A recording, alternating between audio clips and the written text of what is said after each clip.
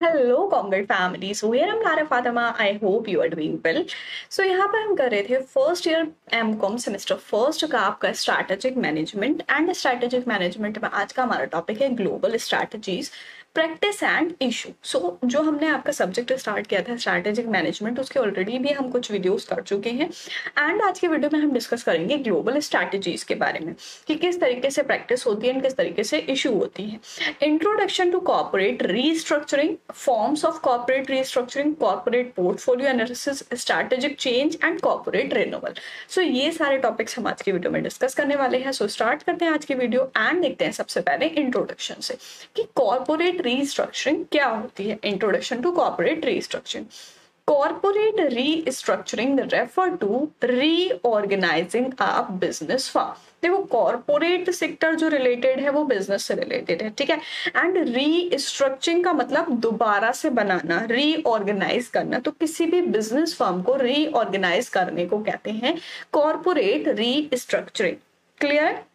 It is done in order to make best use of resources and to generate maximum return on the investment। किस लिए किया जाता है?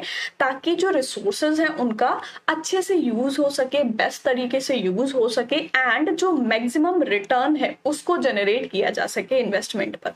कि business जो भी इन्वेस्टमेंट कर रही है, पैसा लगा रही है किसी जगह पर, वो किस लिए लगाती है? ताकि उससे रिटर्न मिले, ठीक है। तो उससे अच्छा रिटर्न मिले इसलिए किया जाता है corporate restructuring. Need for corporate restructuring. Corporate restructuring is concerned with the arranging the business activities of the corporate as whole so as to achieve certain predetermined objective at corporate level। अब जरूरत क्या है corporate restructuring की? Corporate restructuring जो होता है वो किस कंसर्न में होता है कि जो बिजनेस एक्टिविटीज है उनको अरेंज किया जाए, ठीक है। एंड जो भी कॉर्पोरेट लेवल की एक्टिविटीज है जिससे जो भी ऑब्जेक्टिव है बिजनेस फर्म के कॉर्पोरेट लेवल पर उसको अचीव कर सके, ठीक है। सच ऑब्जेक्टिव इंक्लूड्स द फॉलोइंग। अब ऑब्जेक्टिव कौन कौन से होते हैं जिनको अचीव करना होता है वो देखेंगे। फर्स्ट वन तो है ग्रोथ एंड एक्सपेंशन। देखो कोई भी बिजनेस फर्म है तो उसका सबसे पहला मेन ऑब्जेक्टिव यही होता है कि बिजनेस फर्म ग्रो करे, एक्सपैंड हो, ठीक है। And second thing competitive advantage, competition के एडवांटेज मिले, ठीक है। And third is corporate image, कि भाई जिस सेक्टर में हम वर्क कर रहे हैं उस सेक्टर में हमारी अच्छी गुडविल हो, अच्छी इमेज हो हमारे प्रोडक्ट की, हमारी बिजनेस फर्म की, ताकि हमारे कस्टमर रिलेशन अच्छे रहे, ठीक है। And fourth one is concentration on core business. Core business का मतलब कि जिस चीज में, जिस एक पर्टिकुलर थिंग में, एक पर्टिकुलर प्रोडक्ट में वो बिजनेस वर्क कर रहा है उस कोर बिजनेस पर कंसंट्रेशन हो, ठीक है। वो मेन ऑब्जेक्टिव होता है। And debt servicing problem. Debt servicing मतलब कि जो भी उधार होता है, ठीक है, डेट सर्विसिंग की जो प्रॉब्लम होती है वो एक मेन ऑब्जेक्टिव रहता है बिजनेस फर्म का। एंड नेक्स्ट पॉइंट हम देखेंगे forms of corporate restructuring. Corporate restructuring के कितने फॉर्म्स होते हैं, किस किस तरीके से हो सकती है कॉर्पोरेट रीस्ट्रक्चरिंग की? दोबारा से फर्म को जो रीऑर्गेनाइज करना है तो वो किस तरीके से कर सकते हैं? फर्स्ट है मर्जर। मर्जर का मतलब क्या है? मिलना, ठीक है। So a merger refer to a combination of two or more companies into one company। It may involve absorption और consolidation। अब देखो मर्जर का मतलब यहाँ पर क्या है कि दो या दो से ज्यादा कंपनीज जो होती हैं वो क्या करती हैं? कंबाइन हो जाती हैं, ठीक है। कंबाइन का मतलब मिल जाती है, मर्जर का मतलब मिल जाती है, ठीक है। तो यहाँ पर क्या हुआ? दो कंपनी मिली, उससे एक कंपनी बना ली, ठीक है। वो दो कंपनी मिलके एक कंपनी बना रही है एंड इसमें एब्जॉर्प्शन और कंसोलिडेशन भी आ जाता है कि भाई कोई एक बिजनेस फर्म है उसने दूसरी बिजनेस फर्म को एब्जॉर्ब कर लिया, ठीक है। In absorption, one company acquire another company, and in consolidation, two or more companies join to form a new company। And in consolidation, two or more companies join to form a new company। अब देखो फर्क क्या है absorption में और consolidation में? Absorption में क्या होता है कि कोई भी एक कंपनी है उसने दूसरी कंपनी को एक्वायर कर लिया, एब्जॉर्ब कर लिया, ठीक है। बट कंसोलिडेशन में क्या होता है? दो या दो से ज्यादा कंपनी जो होती हैं वो मिलके क्या करती हैं? एक नई कंपनी बना लेती हैं, ठीक है। And they can be define as fusion or absorption of one company by another, ठीक है, यहाँ पर क्या बोला है, फ्यूजन या एब्जॉर्प्शन बोल सकते हैं कि हम एक कंपनी का दूसरी कंपनी में एब्जॉर्ब कर लिया। In a case of company A and company B, a merger can take place by a company A and company B merge into a third entity to be called as company A B and company A and B ceases to be legal entity. अब देखो example से समझते हैं, यहाँ पर क्या बोला है कि एक मान लो ए कंपनी है, ठीक है, और एक है बी कंपनी, ठीक। अब मर्जर में क्या होता है, मर्जर में दोनों अलग अलग कंपनी थी, अब ए और बी कंपनी दोनों मर्ज हो गई, मिल गई, ठीक है, एंड इससे क्या हुआ, एक नई कंपनी बनी ए बी कंपनी, ठीक है। सो क्या बोला था कि मर्जर में क्या होता है, दो या दो से ज्यादा कंपनी कंबाइन हो जाती है, मिल जाती है और एक नई कंपनी फॉर्म करती है, ठीक है। तो यहाँ पर क्या हुआ, ए थी एक कंपनी, बी थी, उन दोनों ने मिलकर एक नई कंपनी बनाई जिसको ए बी बोला, ठीक है। तो अब यहाँ पर ए और बी कंपनी जो थी वो यहाँ पर सीज हो गई है कि भाई अब आपकी कोई लीगल एंटिटी नहीं है, अब आप लॉ की नजर में आपकी कोई भी एंटिटी यहाँ पर नहीं देखी जा रही है। अब एंटिटी किसकी है, बिजनेस फर्म ए बी की, ठीक है। अब मर्जर क्यों करते हैं, क्यों मिली दोनों कंपनी, ताकि दोनों कंपनी अच्छे से ग्रो कर सके, अपने बिजनेस को एक्सपैंड कर सके, कंपटीशन को खत्म कर सके, ठीक है। बहुत सारी ये चीजें होती हैं जिसकी वजह से यहाँ पर मर्जर किया जाता है। रीजन फॉर मर्जर, देखो रीजन गिवन है कि भाई किस लिए किया जा रहा है। First, to undertake diversification, business firm को डाइवर्स करने के लिए, बढ़ाने के लिए बिजनेस को, ठीक है। अब देखो अगर मान लो ए कंपनी जो है उसने 10 लाख कैपिटल लगाई थी, ठीक है, अब बी कंपनी जो है उसने 5 लाख कैपिटल लगाई थी, ठीक है। तो अगर हम एक फर्म का लें तो एक फर्म का बिजनेस ए का लोगे तो 10 लाख कैपिटल है, तो उस हिसाब से वो ग्रो करेगी। बिजनेस बी जो है वो 5 लाख है। अब अगर ये दोनों मिल जाते हैं तो नई कंपनी जो बनी, ए बी कंपनी जो बनी, उसका कितना होगा, 15 लाख हो जाएगा, ठीक है। जो कैपिटल है 15 लाख होगा, उस हिसाब से वो ग्रो करेगी। जितना ज्यादा पैसा लगाओगे उतना ज्यादा मतलब आपको रिटर्न मिलेगा, ठीक है। तो ये क्या होता है, डाइवर्सिफिकेशन करने के लिए होता है। Second thing, to secure scarce resources of supply, supply के रिसोर्सेज की जो कमी होती है उसको सिक्योर करने के लिए। अब मान लो दो कंपनी अलग अलग है, किसी एक कंपनी के पास कोई से रिसोर्सेज है, किसी दूसरी कंपनी के पास दूसरे रिसोर्सेज है, तो वो दोनों अगर मिल जाती हैं तो वो सारे रिसोर्सेज इकट्ठे हो जाते हैं एंड उसको बेटर तरीके से यूज किया जा सकता है। Then next is to secure economies of scale, economies of scale, competition खत्म कर दिया, ठीक है, इकोनॉमी उससे बढ़ जाएगी। एंड सेकेंड थिंग है कि अमेलगमेशन, अमेलगमेशन से हम कर सकते हैं बिजनेस का रीऑर्गेनाइजेशन। अमेलगमेशन क्या होता है, इट इज एन अरेंजमेंट और रिकंस्ट्रक्शन, अरेंजमेंट कह सकते हैं या फिर रिकंस्ट्रक्शन, रिकंस्ट्रक्शन का मतलब दोबारा से बनाना। Amalgamation is legal process by which 2 or more companies are join together to form a new entity. अब देखो इसमें क्या है कि एक लीगल प्रोसेस होता है अमेलगमेशन में, 2 या 2 से ज्यादा कंपनी जो होती हैं वो एक साथ मिल जाती हैं और एक न्यू कंपनी बनाती है, ठीक है। To give a simple example of amalgamation we say A limited and B limited form C limited. अब देखो प्रीवियस वाला जो था, मतलब मर्जर जो हमने देखा उसमें क्या था, पुरानी वाली दोनों थी, उन्होंने ही मिलके नया बनाया है। बट यहाँ क्या है, A B जो है वो एक न्यू एंटिटी बना रही है। अब ये देखो A और B ये बन रही है ए बी, इन्हीं दोनों से बन रही है, ठीक, ये हो जाएगा मर्जर। बट अमेलगमेशन में फर्क क्या है, ये था ए, ये थी बी, बट जो न्यू कंपनी बनी वो बनी सी, इन दोनों से अलग है, न्यू कंपनी है, तो ये हो जाएगा आपका अमेलगमेशन, ठीक है। एंड यहाँ पर क्या बोला है कि जो ए कंपनी थी हमारी, बी कंपनी थी, वो दोनों मिलके सी कंपनी बनाती है, new company, and merge their legal identities into C limited. और जो उनकी लीगल आइडेंटिटीज है वो सारी कहाँ मर्ज कर देती है, सी में, कि भाई ए के जो भी सारी चीजें थी, एसेट लायबिलिटीज थी, वो सारी सी में चली जाएंगी, बी की जो एसेट लायबिलिटीज थी वो सारी सी में चली जाएंगी। It may be said in another way that A limited plus B limited is equals to C limited। बहुत ही सिंपल सी इक्वेशन है, इससे हम ये समझ सकते हैं कि A और B जब ऐड होंगी तो वो C लिमिटेड यहाँ पर बनाएंगी। अमेलगमेशन समझ में आ गया। नेक्स्ट पॉइंट देखते हैं, third, take over. Take over का मतलब क्या है, take over is corporate device whereby one company acquire control over another company usually by purchasing all or majority of its share. Take over का मतलब है, जैसे कहते हैं कि बिजनेस ए कंपनी ने बी कंपनी पे टेक ओवर कर लिया, क्यों होता है, किस वजह से होता है? तो ये कॉर्पोरेट डिवाइस है जहां पर कोई भी एक कंपनी है वो कंट्रोल कर लेती है दूसरी कंपनी को, ठीक है। कैसे कंट्रोल करती है? अगर मान लो 100% शेयर है, ठीक है, ए लिमिटेड है, अब बी लिमिटेड जो है उसने इसके 51% शेयर खरीद लिए, तो अब ज्यादा शेयर किसके पास है? बी के पास है। बी ने एक्वायर कर लिए, तो कंट्रोल जो होगा वो किसके पास होगा? बी के पास होगा। तो ये टेक ओवर हो गया कि बी ने टेक ओवर कर लिया ए फर्म को, ठीक है। It is generally involve in acquisition of block of equity capital of a company which enable the acquire to take control of the affair of taken over firm.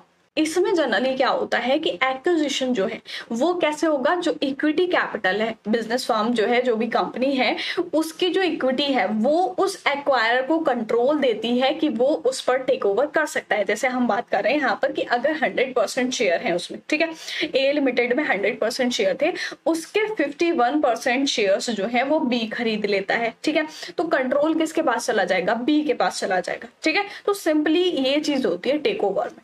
In the theory, the acquirer must buy more than 50% of the paid up capital of the firm acquired company to take over the control of the affair of the acquired firm. But in practice, in most of cases, even between 20 to 40% is sufficient enough to exercise control.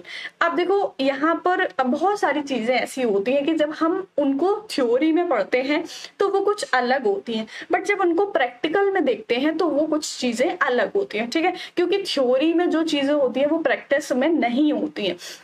तो अगर आप accounts में पढ़ते हैं, ठीक है, या फिर अगर हम थ्योरी में देखते हैं कि भाई बिजनेस फर्म जो है उसमें टेक ओवर क्या होता है, जैसे मैंने एग्जांपल लिया अभी कि 100% शेयर है, ठीक है, तो अगर उसका 50% से ज्यादा, क्योंकि थ्योरी में यही बताया जाता है कि मोर देन 50% जिसके पास होगा वो कंट्रोल कर पाएगा, क्योंकि भाई बहुत ही प्रैक्टिकल सी चीज है, लॉजिकल सी चीज है कि भाई जिसके पास शेयर ज्यादा होंगे, ठीक है, वही तो कंट्रोल कर लेगा। अब ए के पास 49% है, बी के पास 51% है, तो ज्यादा किसके पास है? बी के पास है, तो बी कंट्रोल करेगा। अगर बी के पास कम होंगे तो क्यों कंट्रोल करेगा? बी ए करने ही नहीं देगा उसको, है ना।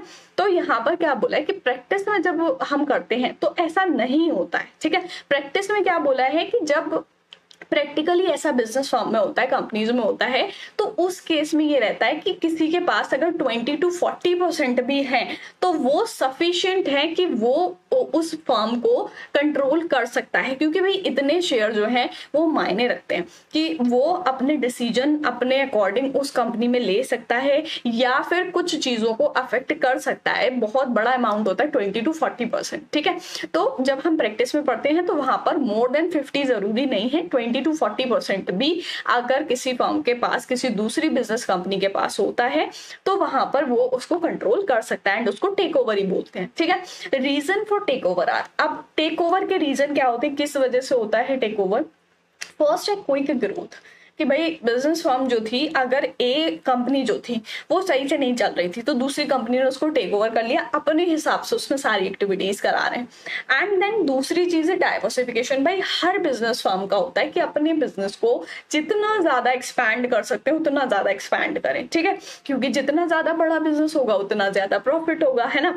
And then next is establishing one self as industrialist, खुद को एज अ इंडस्ट्रियलिस्ट वहां पर इस्टेब्लिश करना, बनाना कि भाई हमारी बिजनेस फर्म जो है वो एक बहुत बड़ी बिजनेस फर्म है, बहुत बड़ी कंपनी है, हम एक इंडस्ट्रियलिस्ट हैं, ठीक है। एंड रिड्यूसिंग कंपटीशन, रिड्यूस तो हो ही जाएगा कंपटीशन, भाई जब दो कंपनी मिल जाएंगी तो वहां पर कंपटीशन तो कम हो ही जाएगा, है ना।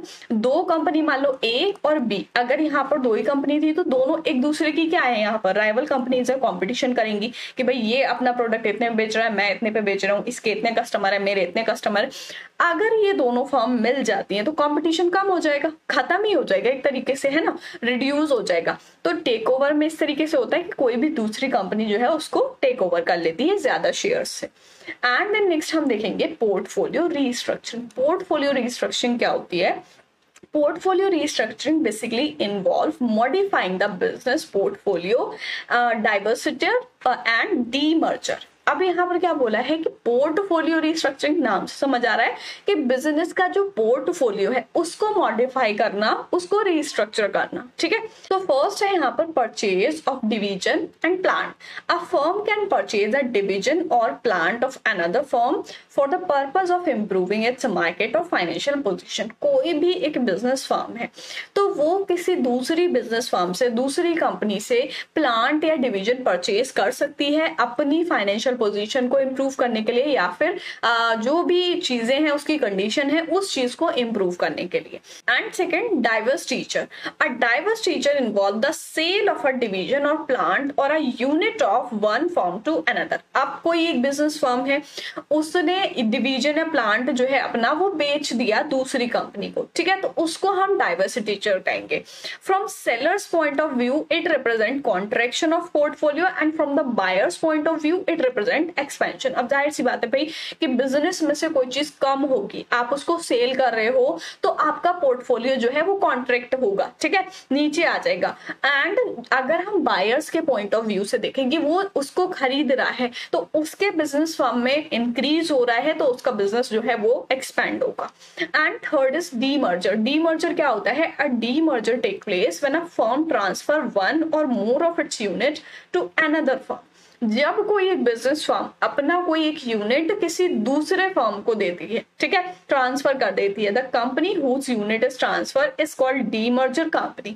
जिसका मतलब कोई भी एक कंपनी है, मान लो ए कंपनी है, उसने अपना एक यूनिट बी कंपनी को दे दिया, ठीक है, तो यहाँ पर जो दे रही है ए कंपनी दे रही है तो वो डीमर्जर कंपनी कहलाएगी।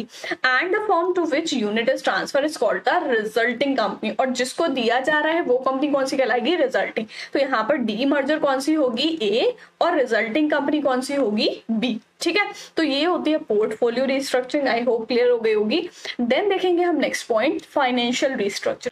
Financial restructuring of a company involve a rearrangement of its financial structure to make the company's finances more balanced। अब देखो फाइनेंशियल रिस्ट्रक्चरिंग का मतलब क्या है कि जो भी चीजें फाइनेंस से रिलेटेड है, इट मीन्स कि जो पूरा फाइनेंशियल स्ट्रक्चर है उसको रीअरेंज करना, दोबारा से अरेंज करना, कंपनी के जो भी फाइनेंसेस हैं उनको बैलेंस करना, ठीक है। क्या आपका एक तो होता है कैश इनफ्लो, ठीक है, इनफ्लो मीन्स कि बिजनेस फर्म में जो पैसा आ रहा है, ठीक है, एंड दूसरी चीज होती है कैश आउटफ्लो, कि बिजनेस फर्म से जो पैसा जा रहा है, ठीक है। तो ये फाइनेंसेस है, इस चीज से पूरा फाइनेंस चलता है। कंपनी में reorganize its capital in different ways such as reduction of paid up share capital, conversion of one type of share into another, conversion of share into debenture or other securities.